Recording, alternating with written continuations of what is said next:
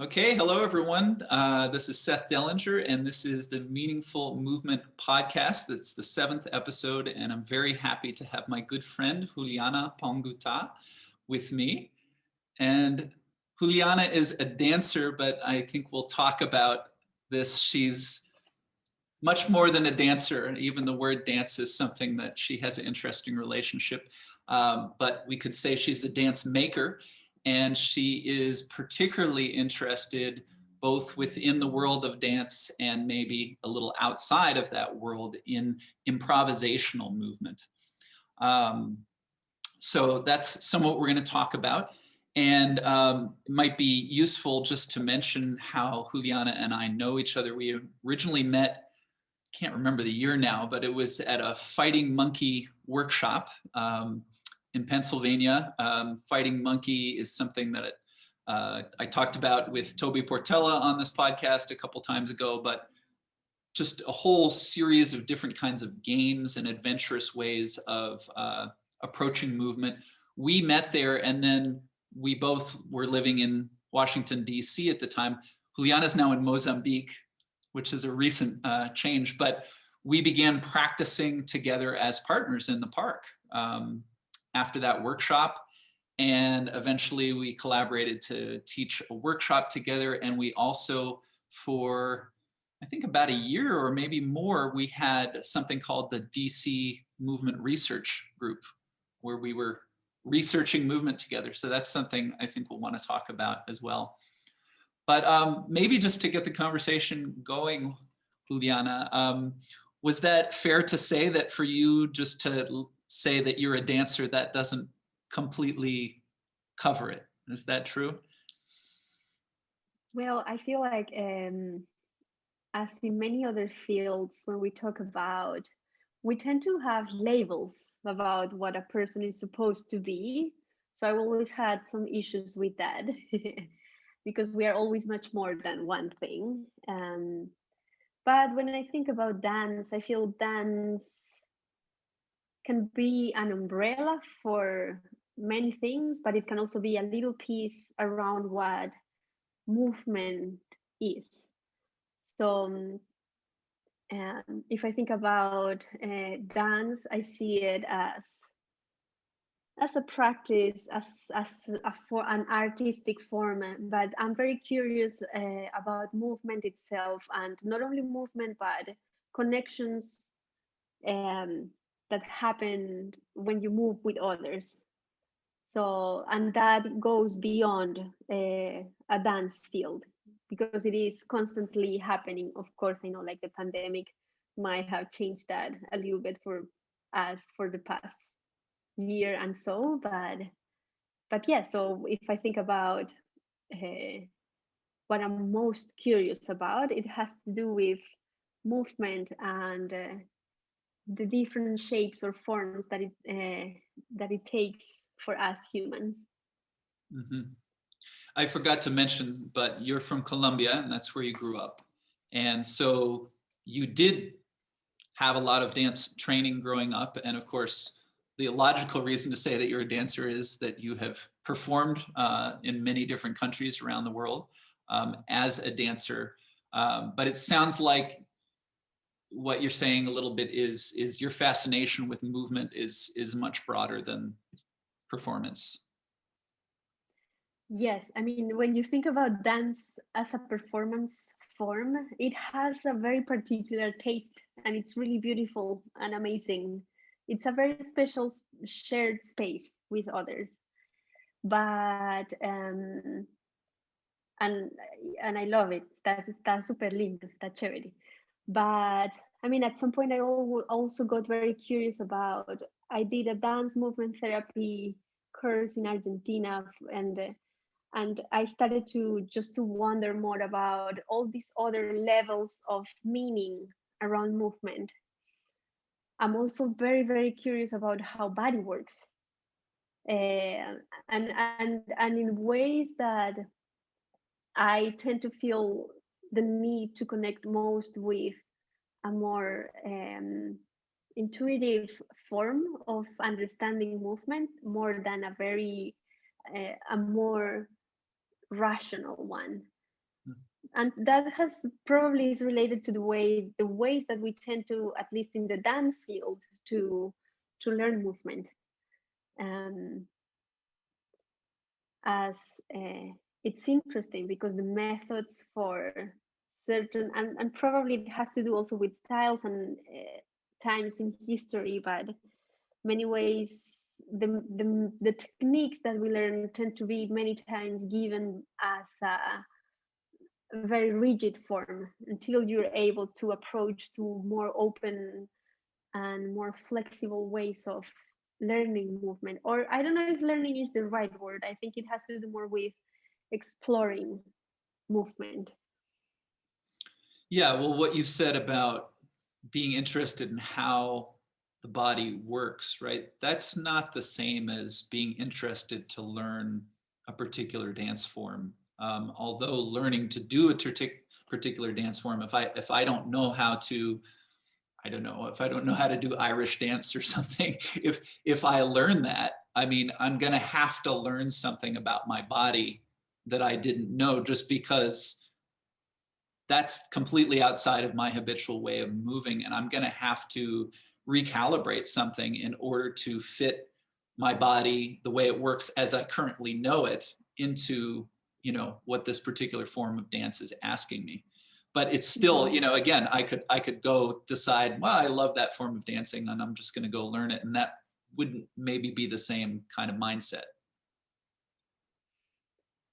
Yeah, I mean, I also guess that it is related with the ways that the methods or the ways that teachers share information, that I think makes a big difference. At least my experience in the first years of dance training, it was very uh, outside driven, like how the body must look like, how the movement must look like, which I have to say I learned many things, and I also got some clarity around certain ways of looking, for example, alineación, alignment Mhm. in in my anatomy, and but then of course that started to shift when I was more able to arrive to or gather with teachers that will try to look more inward into how biomechanics works. And not only that, then the next step will be, okay, this is your anatomy. How do you take information and transform that to be good to your body, to be able to understand what is that you can take from that, understanding how your body works, because each body will work differently. Yeah, and then you have the next step that is more around research and improvisation, that has to do with, this is my body, this is my movement, which is informed by the things you have learned, the things you have done, the things you imagine, the things that you foresee. But it is this other level of being able to communicate and express with your body in a form that might be closer to,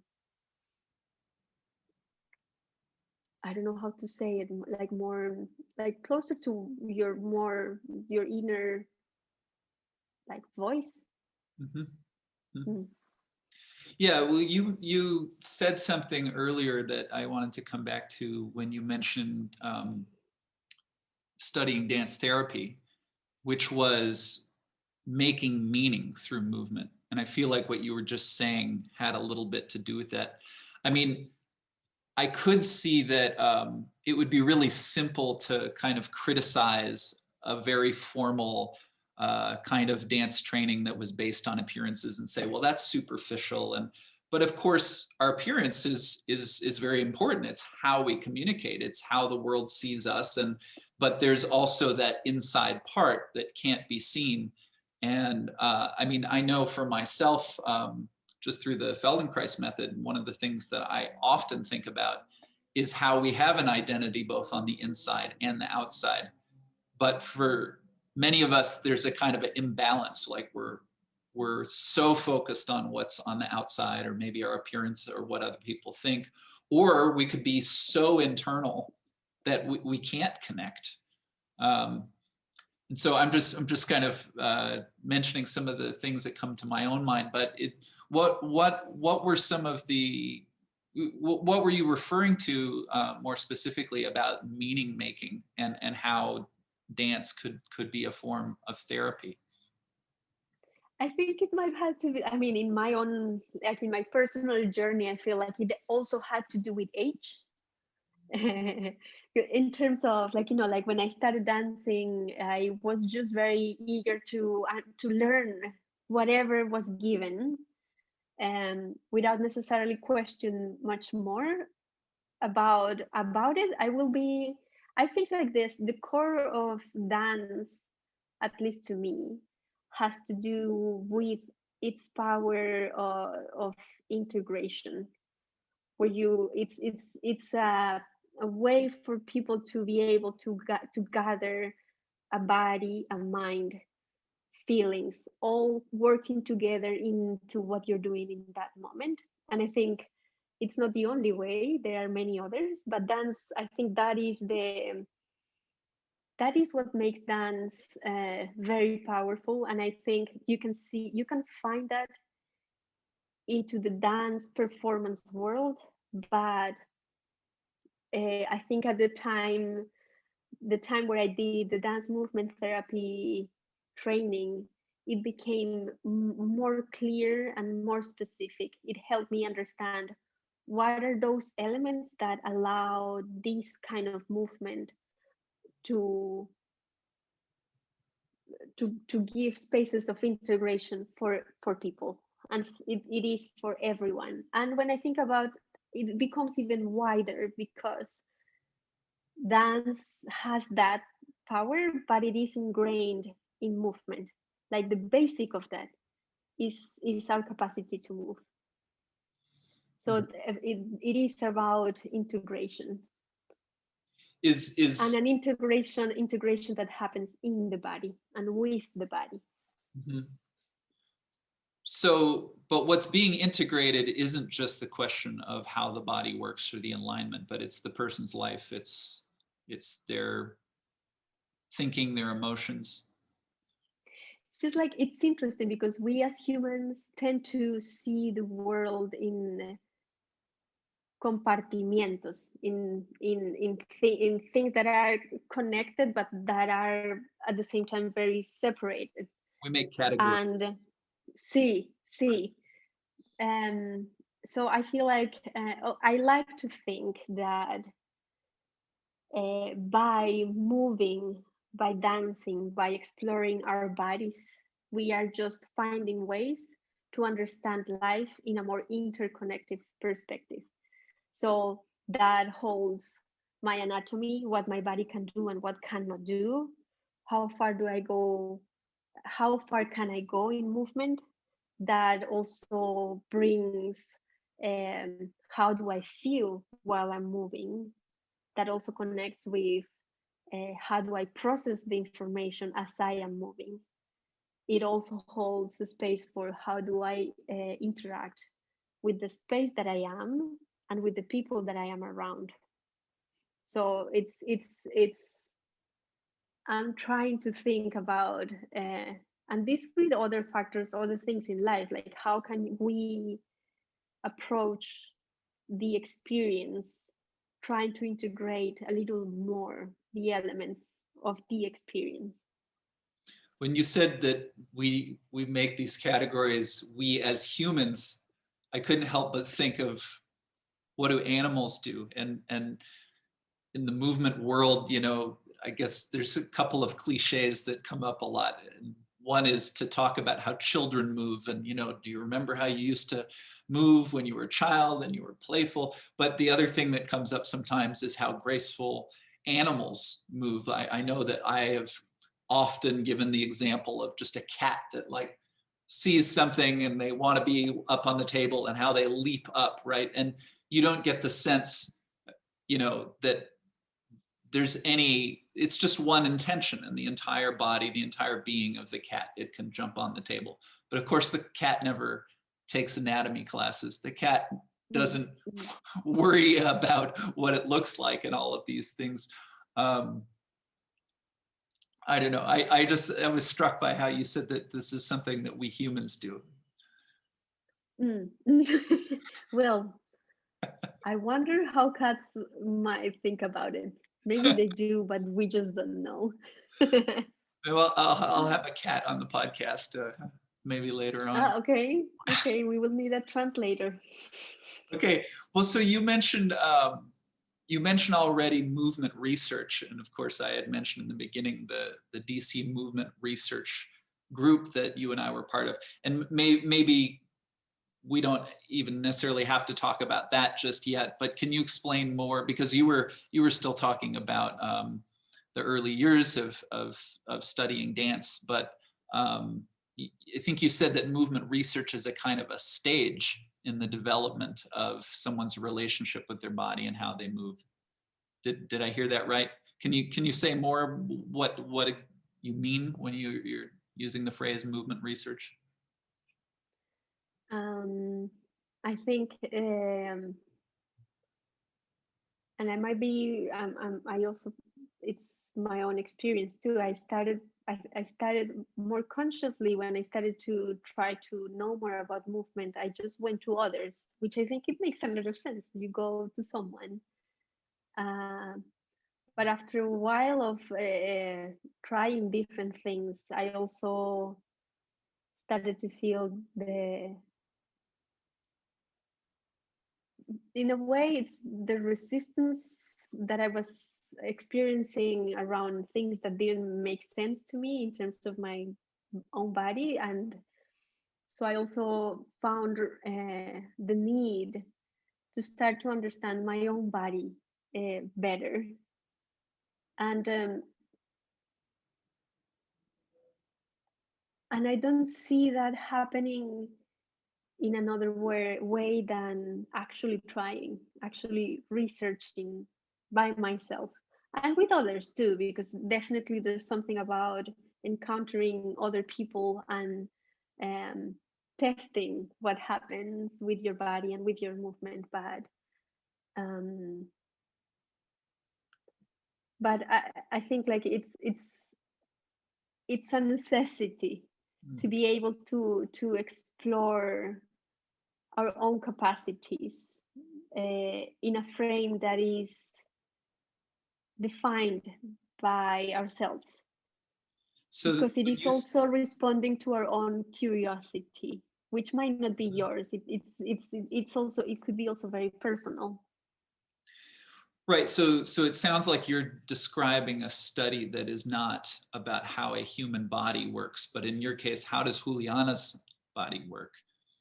You mentioned there were things in your own body that were confusing to you, and so yeah, you said one of the things you do is you go and you ask somebody, or you find a teacher or even a friend, and but it sounds like there's also something here about like no one really can give you the answers. You're going to have to do your own individual research in that way. In a way, I think that is the natural process. Whatever, for someone to be able to go deeper with their own curiosity around movement, because we all have, I don't know, like we are all built with an anatomy that is very similar. So there's a lot that we share, but at the same time, there are things that are uniquely uniquely of each one of us. So I think it's also like it's also a combination. I also see, now it feels different, but at some point in my life, I felt that many spaces of learning were more based on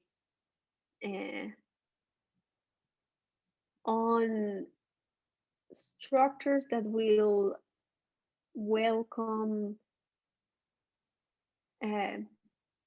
some exploration or some, but that didn't necessarily encourage um, a more deep personal questioning about the how, the what, the why.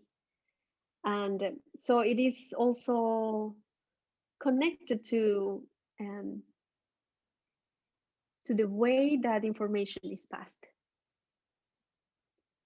Like I will say, for those who are not dancers, it's in certain techniques is very obvious. You just, in terms of you have to repeat a movement as you're told until you are able to perfect the movement without necessarily having a deeper conversation about why am I doing this.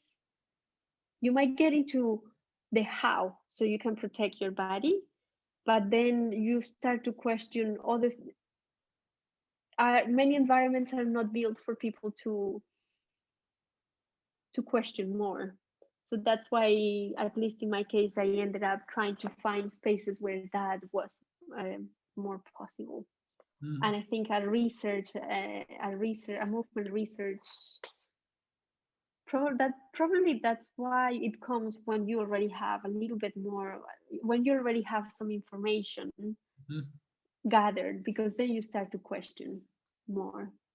Do you remember, was there a certain point in time where you felt like you, as you say, you had a certain amount of information, but you really felt almost the need, I need to start researching? Was there a point where you really felt like, yeah, this container of being shown movements and practicing movements and then improving the particular thing that I was shown, I can keep doing that, but I'm going to also have to have this other activity that I'm calling research? I think it happened gradually, because I also started to experience other kinds of movement work, and I also started to just to move by myself. So I gradually started to recognize some needs and curiosities. So it's not like I had like the ahora. A light bulb turned on. Yeah. Right. But so you were born and grew up in Colombia, and your training and movement began fairly early. Is that right? I started, well, I was a kid that wanted to be hanging from things and moving a lot, very freely. But I started dancing or learning folk dances when I think I was 14. 14. So some people might say that I was already old. Some people might say that I was very young. So right. Okay, so that was a beginning, and then later you were in Peru, and then we were talking just before we began the podcast. I guess a turning point for you was then in Argentina, where you had many years of dance education at that point, but you began to collaborate with some other dancers, maybe other artists. I don't know if they were all dancers. You had the collective was called La Monton. Do you want to explain a little bit about La Monton? Yeah, well, this also happened in a dance frame, but I think at the core it was a research lab. So I think I am someone who is very, I mean, I love working with others, and there's something about movement that is always much richer when you have the chance to confront your own world with someone else's world. And when it happens in movement, it's just like, I think it's just wonderful. So we were a group of girls who just like started to gather, and we were very fortunate to be able to have a space that is, like conditions for making things happen. If I think about movement research in in Washington, what we did some years ago, it's also a little bit of that, no? Like having a space where you can gather, space and time where you can gather and try things. Right. So that's what we basically did. We were very different, but at the same time, we had many curiosities. So we just spent plenty of time trying things, getting frustrated. This doesn't work. I don't understand the thing. But like it was also, it wasn't not only interesting in terms of movement itself, but about process, which I think is also very connected to the idea of a self practice or even research itself. Like, how do you develop processes for whatever you're interested and curious in doing that can lead you to where you need to? And doing that as a group is very interesting. It's hard, it's very hard, but it holds like this richness of figuring out with others how can it be and what can it bring.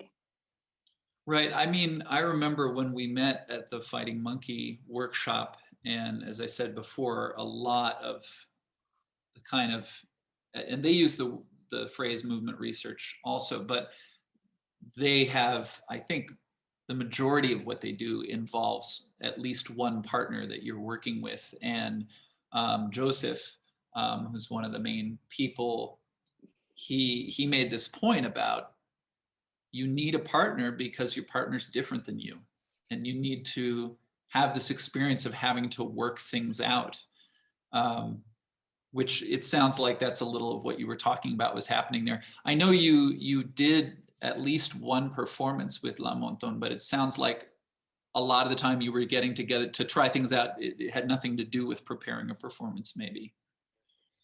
Uh, it was a little bit of both. Like at the beginning, we were just trying things out, but then we started to develop performance work Okay. together. So it was also a quest around processes of training and movement and processes and creative processes too. Mm-hmm. Yeah. I mean, if I think of even before our DC movement research, just when we were meeting in Malcolm X Park in DC and doing things like swinging tennis balls on a string at each other and trying to get out of the way.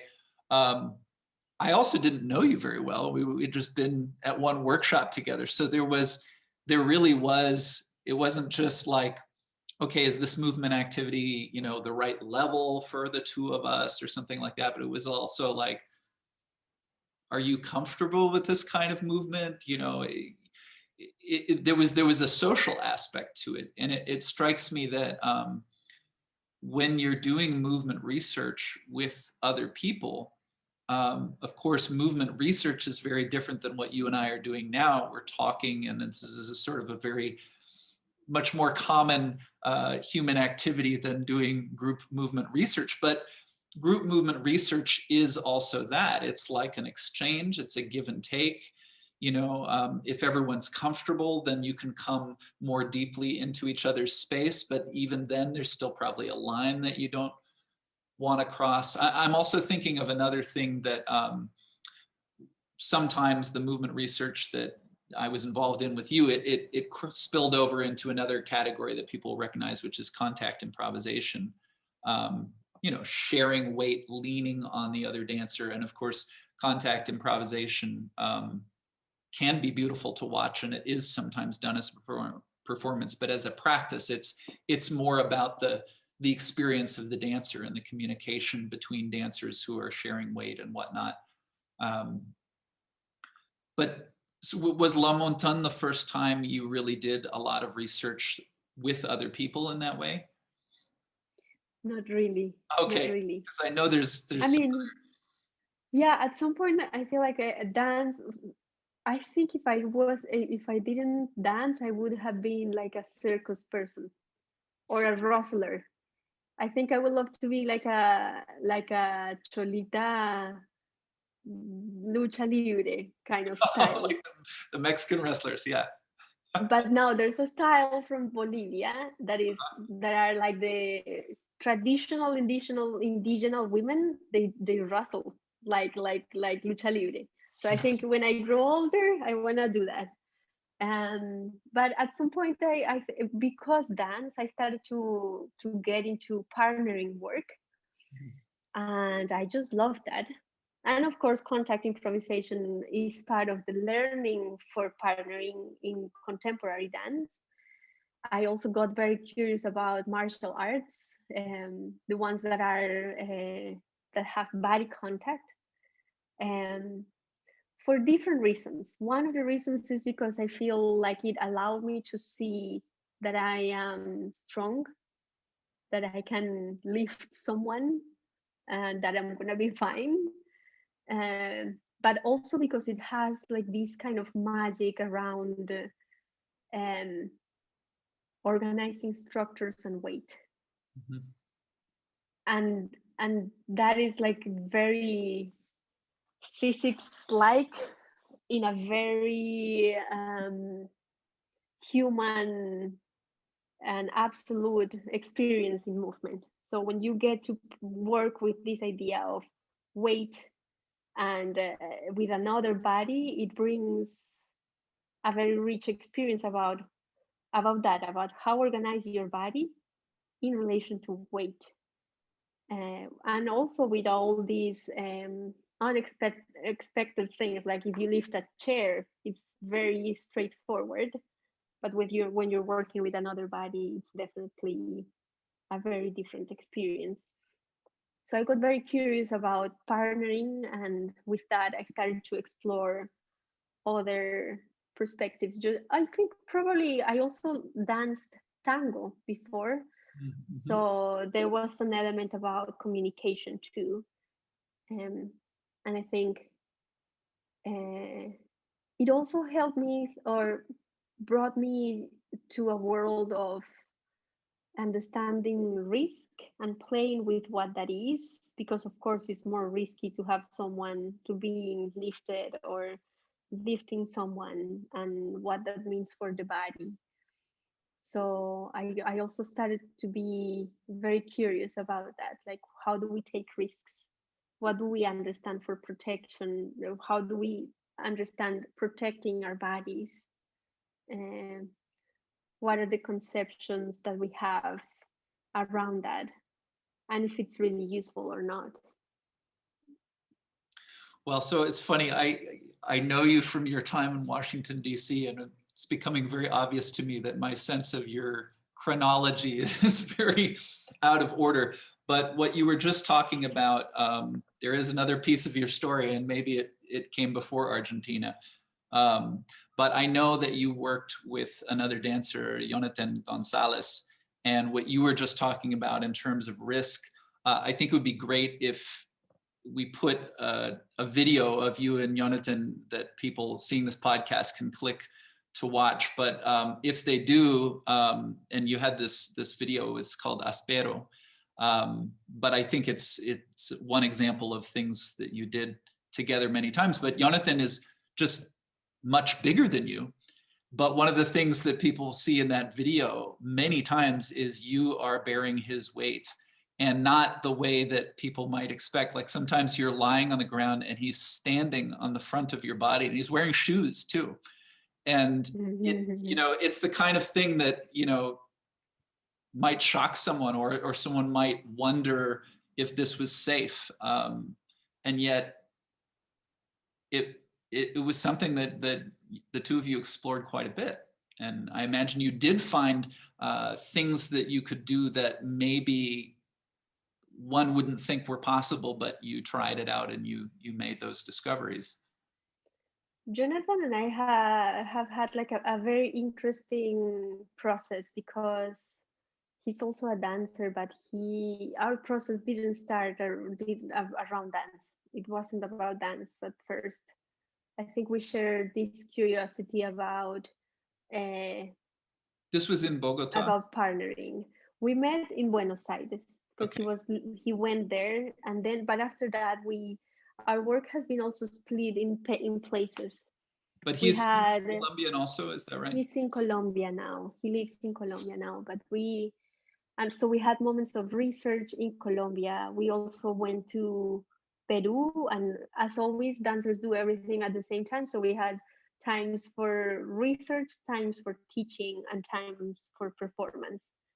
So it's a mix of things, but we didn't really even think about making performances as the end goal. We will be developing a research, then we will find a way to structure as a performance. So, which I think sometimes is the opposite, like you develop things because they are going to be performed. But in our case, we were very curious about certain things that comes from martial arts, and also very curious about our own bodies, because our bodies are very different. Like, of course, like I'm smaller than him, but there was something I really like at the very beginning, and I still enjoy, that has to do with knowing that he's not taking for granted what I can and cannot do, and I will be doing the same for him. So it felt like a more level field for us to try things. And he's also very curious about risk. We were also digging into Sistema. This is also like a martial art from Russia. So, and the research with him was very driven by how do you use your body, the idea of alineación, alignment, and disalignment. Like, how can you, sometimes the idea of alignment becomes very rigid because you see a still shape. You don't see a body movement. You see a body that's still. But we were just like wondering about, like, the reality of movement is that sometimes you're aligned, but many times in passages you're not. So we were very curious about understanding how to work with, ¿cómo se dice? Desalineado. When you're misaligned or out of alignment. Yeah, like when you're, how to work when you're out of alignment, and then understanding pathways of strength, force, and then how to train a body that is resilient enough and tensoric enough that can absorb force without harm. So that was part of, like, the starting point. But we were able to develop some kind of mechanism, and also even very specific practices for try and understand that kind of take on movement and partnering. Can you give an example of what one of those practices might be? Yeah, I remember. Well, some things were very, very simple. Like, for example, trying to, like, some things were about manipulation. So I remember we would do things like, okay, you're gonna just hold a finger and start to twist. And then you start, like, it doesn't take long until you start to see how that affects more and more. So you will just keep going and see where that takes you. Of course, I'm not gonna do more, but it will end up being a full body motion. You did just that to by me doing once, one. and you turned me completely around. Yeah. Right. And so then it's not only understanding the pathway of movement, it was also about understanding what is the neurological work that needs to happen for you to be able to allow that to happen. Because we all tend to, like, hold on to, because we feel you might get hurt at certain point, but sometimes what you need is actually to relax, so you're able to complete motion. Right, because if I don't move, you turn much more than this, and something's gonna get injured. Yeah. But if I allow, and then, which then is you're interesting. integrating your full body. One of the impressions I sometimes get when I've watched, of course, I never got to see it in person. I'm kind of curious how people responded to you and Jhonatan, because I've seen videos where there is an audience there, but I almost get this sense that, well, first of all, what you said, that he's not making assumptions about what you can and can't do, that comes through, because when you're just maybe standing next to each other at the beginning, we have a cultural context for a man and a woman and how they're going to move together. And it doesn't take long for you two to completely destroy that idea that the audience might have. I was just watching something before our podcast, and one moment he put his hand on your face, and he just sort of, it wasn't quick, but it was like just almost like a shove, and I'd seen you do a similar thing to him, and it's, I almost got the sense that because it wasn't malicious, or it wasn't even like you were fighting, but it was, you were doing something that, this is a place where it almost seemed to stretch what someone would think of as dance. And it takes me back more to like a sense of like, you're almost like you had an agreement with each other that you're both clay, and you're both curious about how you can mold the clay almost. I think, well, like when you work with someone, also, this is also something really beautiful that comes with movement, and is that the levels of it will always, if you want to, take you other places. Mm-hmm. So of course we have enough trust for playing, which is also something you build. I might not do that to someone that I don't know, and I don't think he will do the same. Sure. But that came a little bit with playfulness, this idea of getting like washing out a little bit these preconceptions about how you behave, or what are the things that you do, what it is supposed to be dance also. Because as you said, this is not necessarily like a traditional dance performance. I think for audience it might be interesting, just as you said, to see these two people interacting in a way that feels out of the ordinary, not only because of the movement might be different, but because the flavors of this relationship are also different.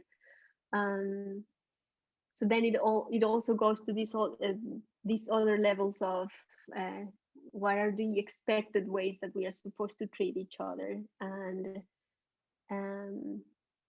how do you build others that can open spaces for people to express in different ways, which I think it's interesting too. But of course, like this was built with trust. I think I'm very playful in many ways. So with some people, with him in particular, I found a really nice play friend. I felt so many times, I felt like I was probably going back to being 10 years old and fighting with someone, with a friend. Yeah. Well, yeah, it really, I think just watching it gives you a different sense. These two people are behaving in a way that is so different than what I'm used to, and yet it's not maybe difficult to act that way, aside from what you said about trust. But I think at the very least, to watch the two of you, it brings up curiosity in the observer of like, what would that be like?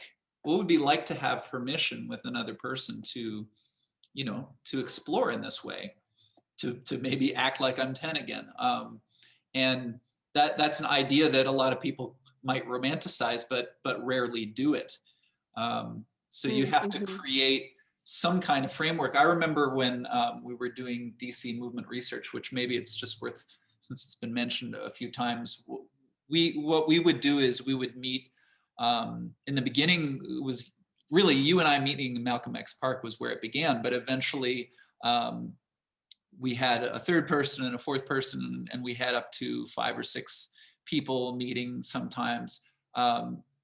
We would meet in the park, and then eventually would meet other places. But if we were in the park, it was like, oh, look, there's some benches over here. I wonder what it would be like.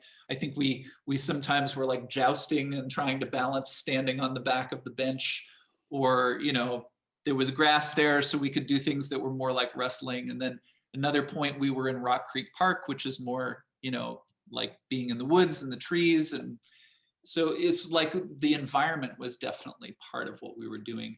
And then there was even times where we just got access to a studio, a dance studio, and we would meet in the space. But even there, I remember on a couple of occasions, we were looking around, we say, oh, look, there's a ball, or there's some weights over here. And I think there was a time where we did something that kids do, and it was like, okay, hot lava, and we sort of put stuff all over the floor.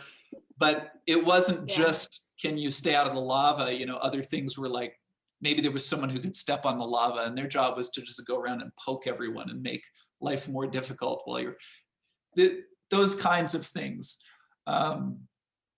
So I know where I was going with that, but I guess just to talk about movement research, one of the things is there was more than one other partner, and there was 4 or 5 different people.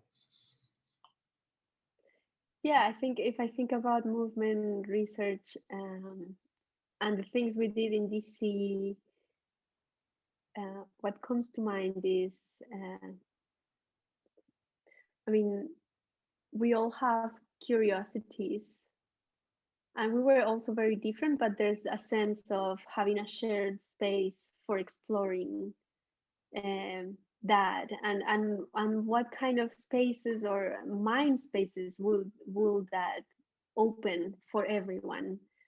You said what kind of mind spaces? See, like the things that you start to notice and understand, but also what your body is understanding, because at the end, it was all driven by a sense of curiosity and a sense of going to that curiosity with the body and see what evolves from it, which in a sense is connected to it is connected to this other research with Jhonatan, because it is about curiosity and finding pathways to know more about, or to discover more around that curiosity that we might have.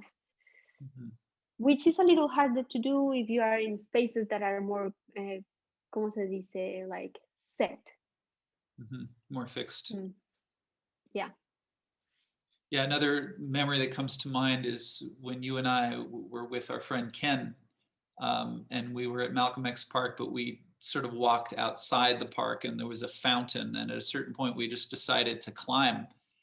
And I remember it became a discussion about fear, because there was an opportunity to fall. And I think if I remember right, you and Ken climbed a bit further than I did, and there was sort of a fear limit. But I also remember Ken sort of hanging out with me at a place that was like literally my edge. And I think he kind of talked me over the edge, and I still might not have climbed, you know, a lot further, but the obstacle wasn't about so much my body or even the foothold that I needed or something. It was about committing to, I am going to go over that gap, and I don't have a guarantee, you know, but I have to set something internally as for sure that has to happen if I'm going to make it across the gap. And so that turned out to be the main work that I needed to do. Mm-hmm. Mm-hmm. Which makes me think about, again, this idea of interconnection. Like we cannot see things in one, ¿cómo se dice? It's not, it's sometimes it's hard to simplify, because you might be playing with the idea of climbing, but there are these other many elements that might be what is making things harder for you, that are not necessarily connected to what your body can or cannot do, that are more about how you think or the fear that you felt at the time. It strikes me that also just thinking about your work with Jhonatan and our DC research is that when you practice with other people, it's easier to change the context. It's easier to not do what you did last time, just because even if you don't have any new ideas, the other person is going to come with something different, and you kind of have to respond to that. Yeah, I mean, I do think that working with others, it's definitely a field um, where you can find much more. I don't know. It might be it's just like sometimes it's just harder to find those clues when you're alone. Mm-hmm. For some people, I also don't want to generalize because it might be different for others. Right. Well, sometimes it's really hard to find those connections with the other person. You can have, just like an awkward conversation, you can have an awkward movement research. I think we had some of those, and but if you don't allow yourself those experiences, you don't also get to make the other discoveries. Mm-hmm.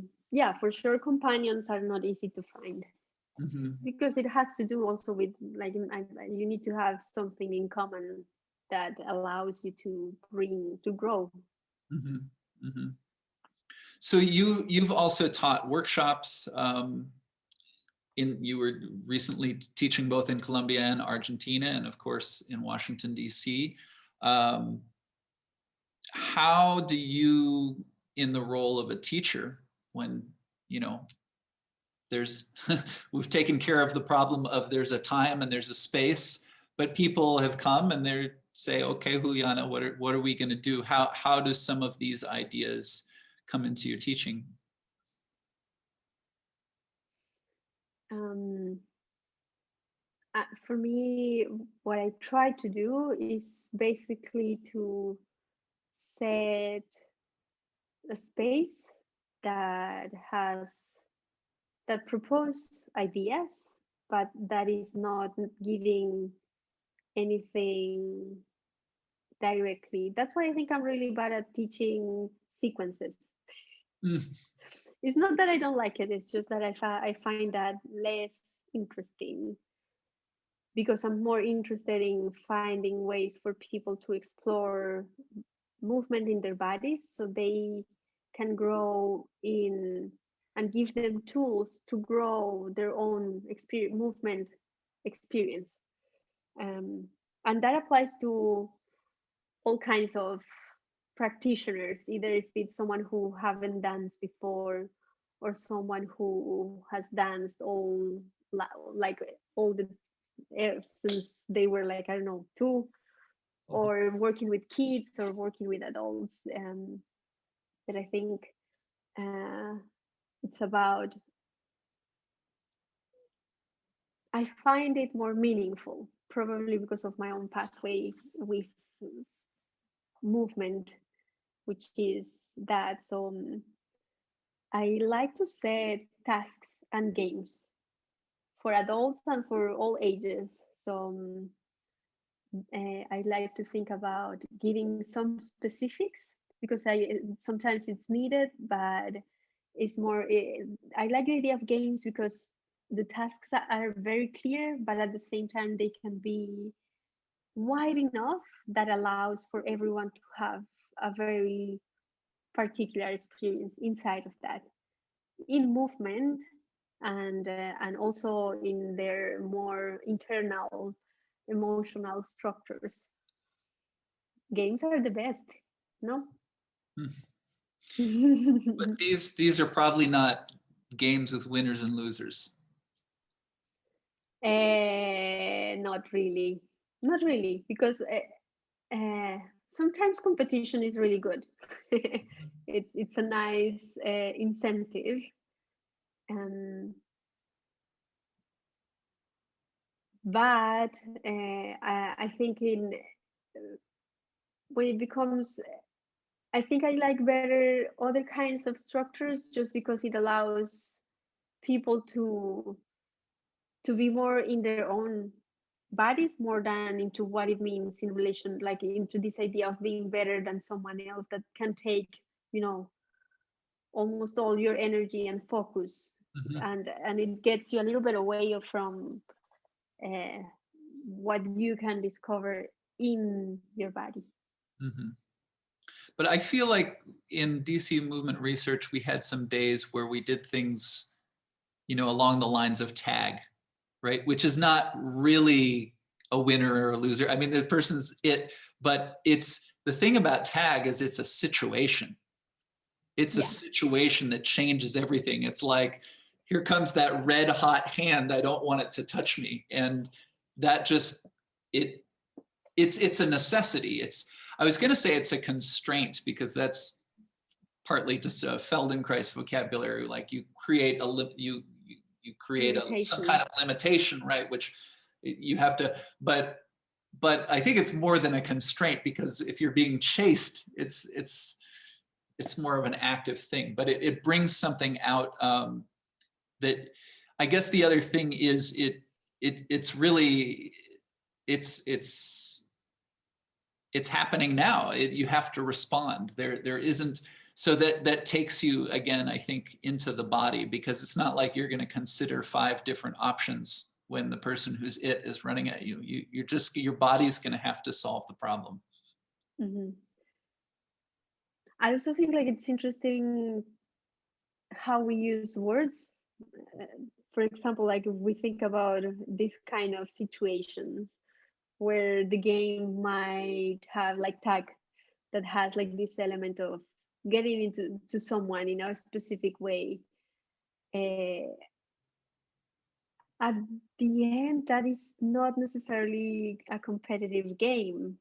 It's more, it's a situation maybe, and so there's also like this work of trying to understand situations in ways that can bring you more, that can be more, ¿cómo se dice? Nutritivas.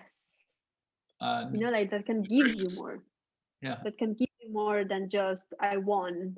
Mm-hmm. Even if, because it's not, as you said, like it's a situation. And I think we did plenty of things that are a little bit like that. And I think it also has to do with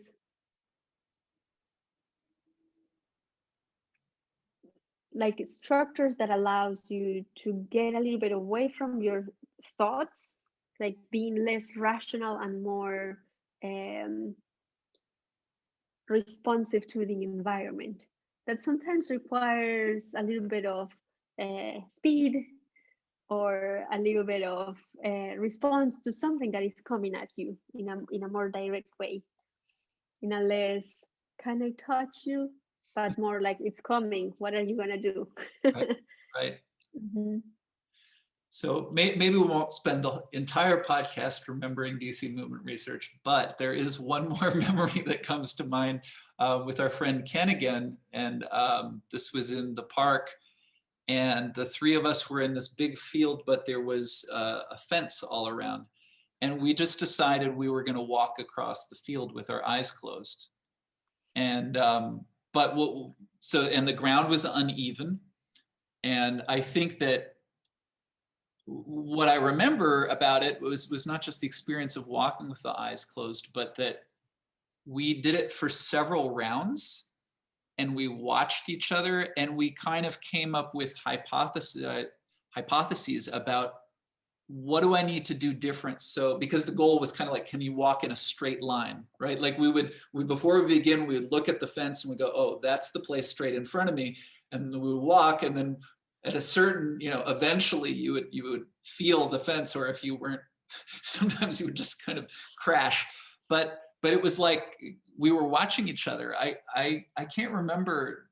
It was something very odd that I did that worked. Like maybe walking backwards, I went in a straight line and forward. But that was the kind of thing. But I remember there was also plenty of time of like discussing with each other the experience, and coming up with different ideas of what could we try next time. And so there was this, it wasn't just the movement, it was reflection and conversation and sharing in that way.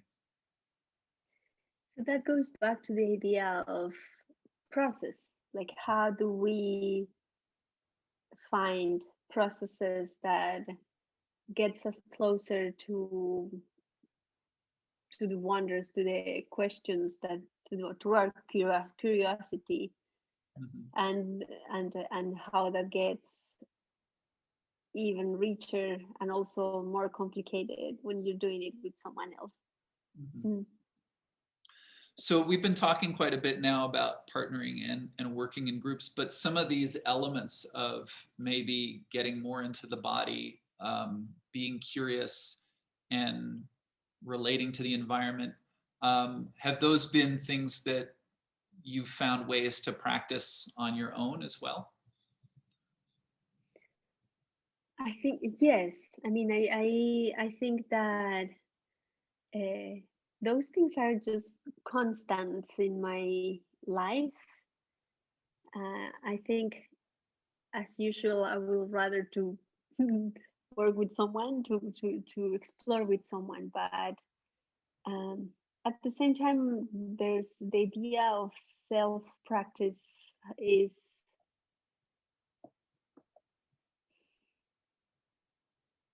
it feels like a necessity too. And recognizing what that is and how it changes with time also feels very important, because at the end, I think like a self practice is very connected to the idea of listening to yourself. At some point, I was doing, I don't know, a lot of yoga and I loved it, and I cannot do yoga anymore. Like, I just don't know. What's the what happened? That's so, it's very interesting. I mean, I really loved the practice. I was doing Ashtanga, and I will do, like, serious one and intermediate series, almost full, and that is like intense. And I did that for I don't know how many years. And at some point, I just started to feel that I was like hurting a little, like in my body, and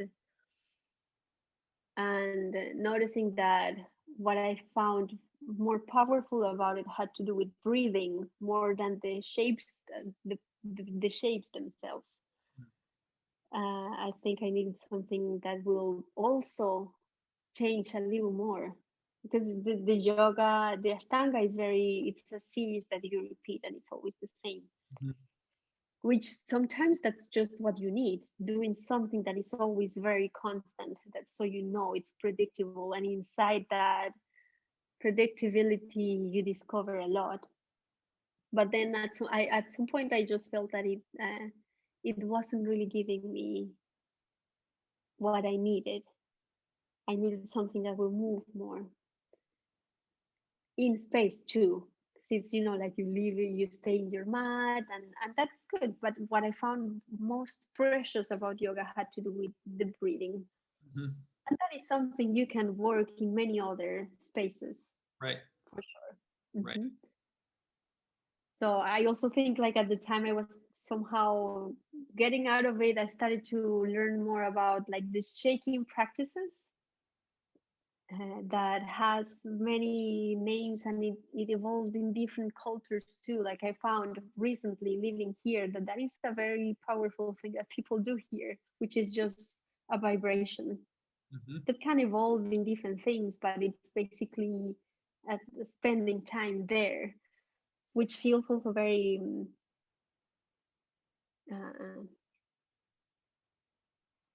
it's just like opening other kinds of body realities that I find really interesting. The duration of it is powerful. The duration is a long one. Yeah, yeah.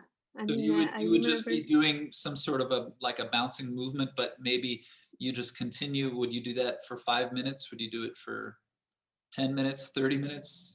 No, that is something that, I mean, I have had, right now I'm not doing it that long, but I have had times of doing that for an hour. What happens? And it has of an hour of shaking practice. um,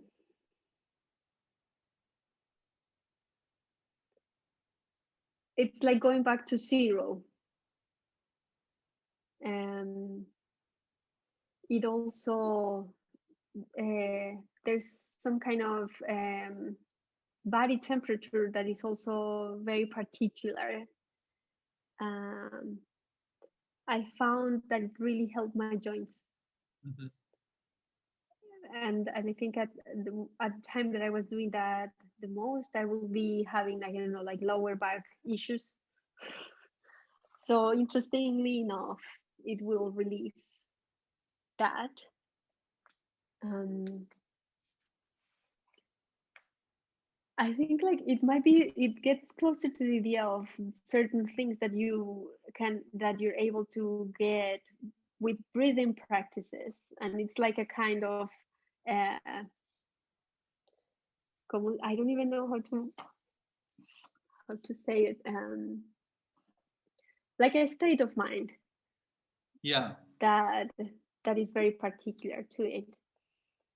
So the idea of self practice for me now means mostly because in other times in my life have had like other meanings.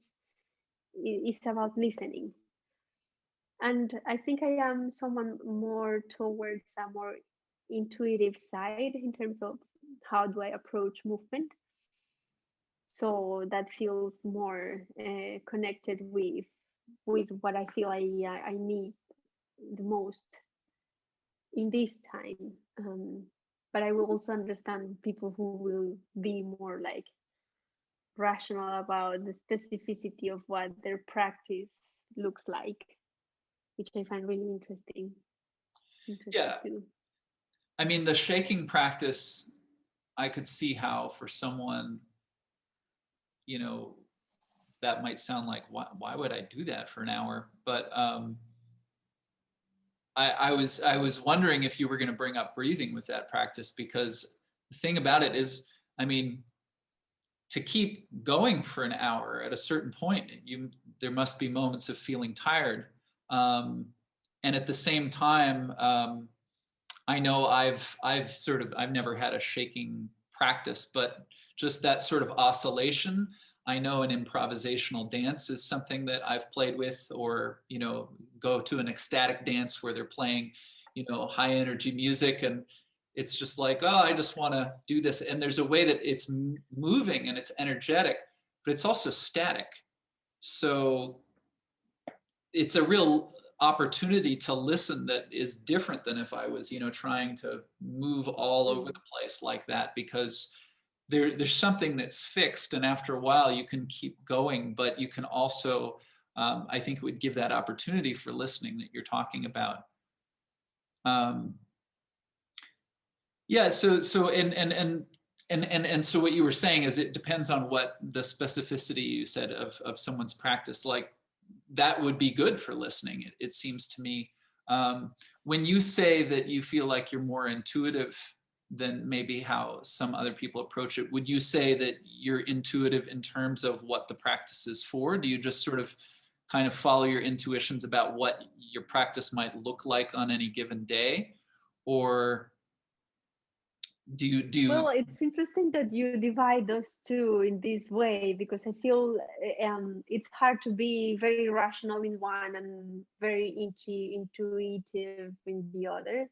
Um, but I think right now I feel it's more about what do I need to do to have spaces of for listening to my body right now. But I have had other times, for example, when I was doing yoga, like, I don't know, very in a very regular way, that will be, this practice is a method that is always the same. But what I'm finding, it's more, it goes more towards a less rational findings. It's not as like what I'm discovering is not necessarily rational, even if the practice is very precise and organized. Well, because if you go to do Ashtanga and the sequence of movements is already prescribed, there's no surprises. you know, when you come to practice, but you don't know how it's going to feel until you do it, which is very different than saying, I need more opportunities for listening, and I'm going to create a context for listening. But at the same time, it also occurs to me, if your goal is to have an opportunity to listen, so we were just talking about shaking practice, but maybe you might sit in meditation, or you might do different things, and still be very focused on listening as what it's for. But I mean, you're saying right now, Okay. listening is your goal. Does it take different forms? Yes. Mm-hmm. Yeah. Yeah. Yeah. I feel like I am more in a time of exploration, because in terms of uh, what are the small structures that I can come up with that will allow a better listening. Yeah, and that sometimes can be breathing, that sometimes can be jumping, that sometimes can be just uh, floor, Mm-hmm. just floor. Mm-hmm. Um, Sometimes that might be connected to music, to sounds. So it's in this moment I feel that for me it has to do with making sure that I am having time for that uh, wandering, for that search or quest around listening.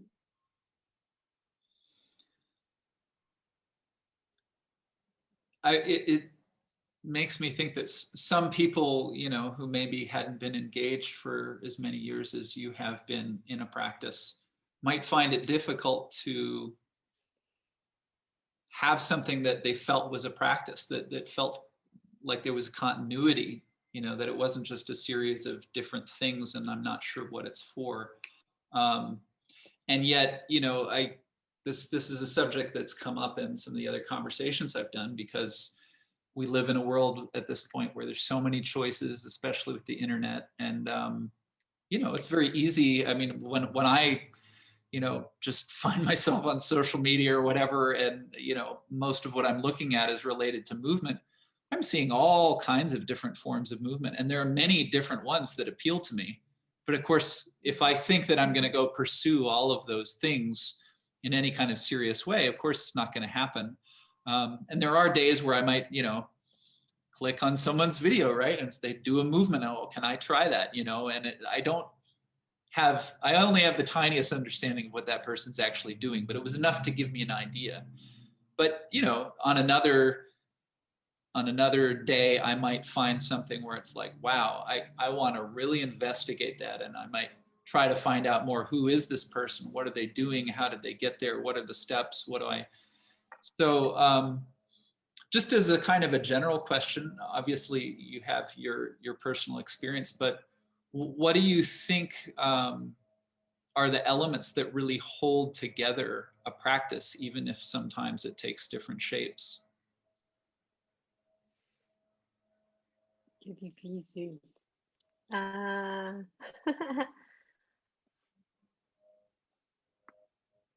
I think I think some parts are just very practical, like making sure that you have a space and time, even if you don't do anything. I feel like just having that in mind, like making sure that you have that, is one of the main ones. Although it is very practical, but it takes like the inside work of saying, okay, I'm gonna do this. So I guess it has to do with having the will to continue and keep it going. Um, and in terms of what kind of practice, I think that is more personal. Like as you said, like probably if I was at another time in my life, I will be like, oh, I don't, my practice will be take a class every day, no matter what. And that will be enough for me. So because I felt like that was what I needed. But for some people might be, I just need to find someone who help me understand what a practice is. Mm-hmm. Mm-hmm. I just need a guide because I have no idea. I do know people that are really strong and powerful that just do that themselves without really having ever done anything before, which I am like, felicitaciones, because it's really hard to do. It's really hard to do. Right. Um, but also there's no shame in saying I need help, like if I need a practice that then and I need to find some guidance, then that's what you need to do. The question is, how do you then evolve into your own practice, knowing that what you want to get is to a practice of your own? What do you need to do? So maybe there's something about having in mind that you want to build something like that for yourself. This, even if you are uh, probably looking for others for support. I think I'm Yeah. curious to know more about what other people said about this. Yeah. Yeah. Well, maybe they'll put a comment underneath or something like that. But for sure, you have to have some sense of where you're going, I think. And you were talking about building a practice. I mean, it's easy to have a kind of metaphor, like almost like you're climbing up a mountain, or maybe it's not going up, but you're going somewhere. There's some goal you have in mind, and it's not always simple to know what's the territory in between where I am now and that place that I want to get to. Like before, you were talking about the physics of the body and the alignment.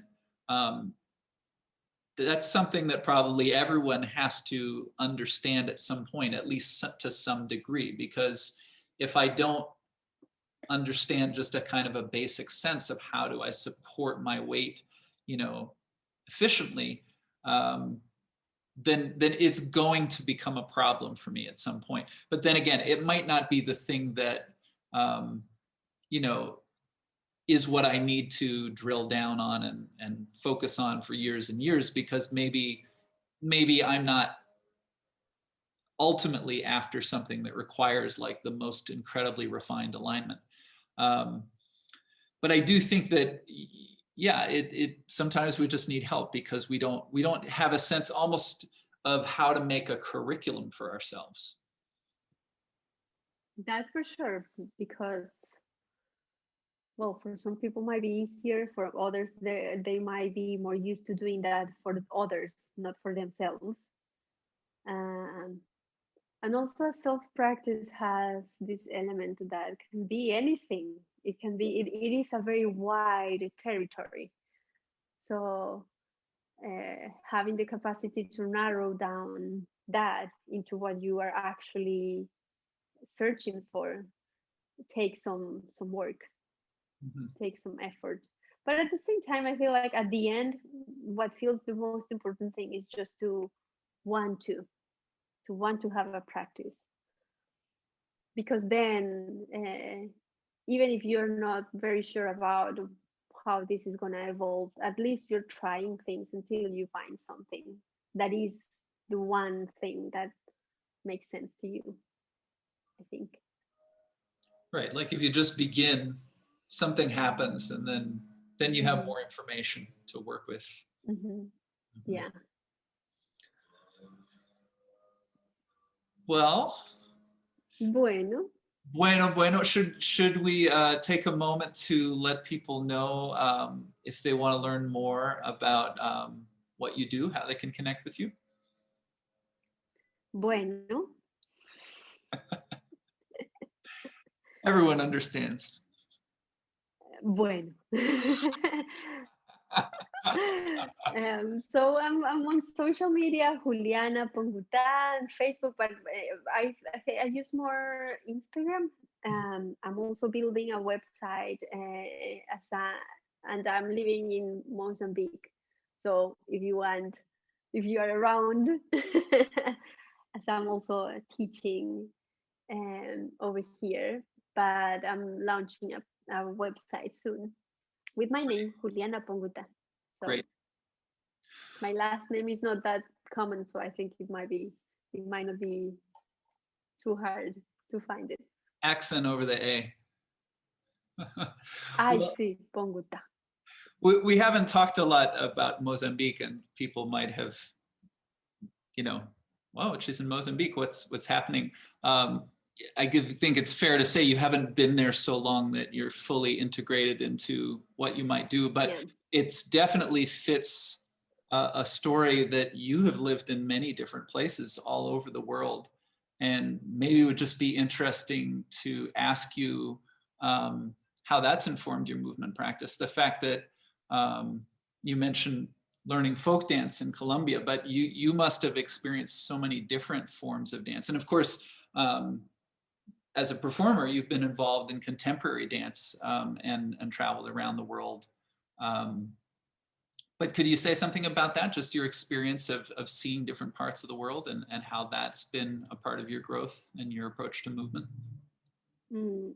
Yeah, well, I think like each place I've been able to go to have like allowed me to see um, different realities and ways for people to approach movement that definitely inform the way that I move and the things that I do.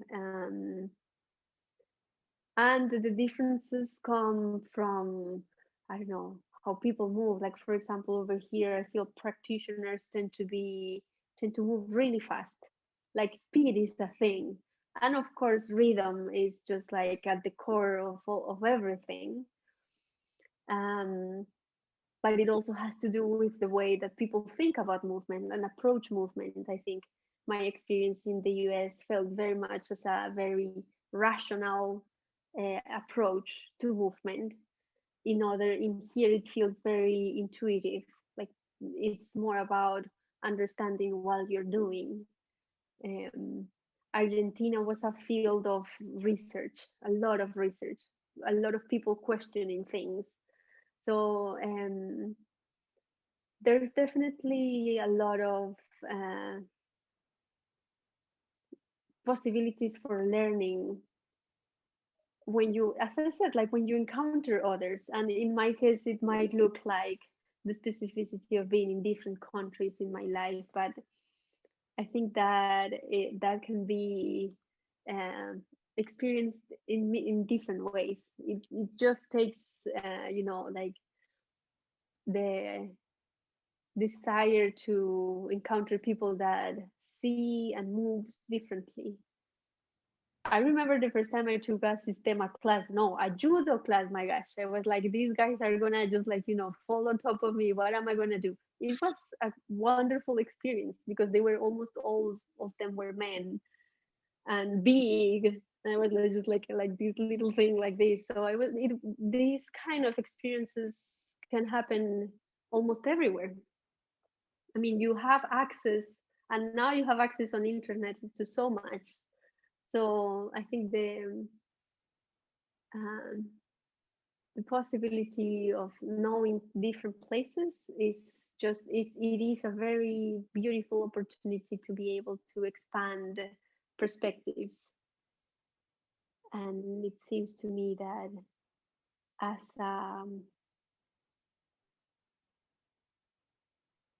that just I like to think that I am trying to do that not only but because I'm in different places, but because I'm also actively uh, searching for things that might bring a wider perspective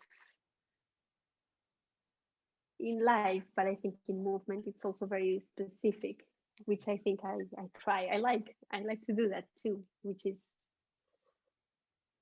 está chévere. Good. Está muy Nice. chévere. Um, it sounded to me a little bit like what you were saying. I mean, maybe not this is what you intended, but something that came to mind for me as you were talking just now was that our movement practice is actually part of developing how we think. I do think so. Yeah. I do think so. I mean, for some people might be different. Like some people develop or evolve into their ideas through different methods. Mm. But I think movement is a very, very powerful way of doing that. I do think like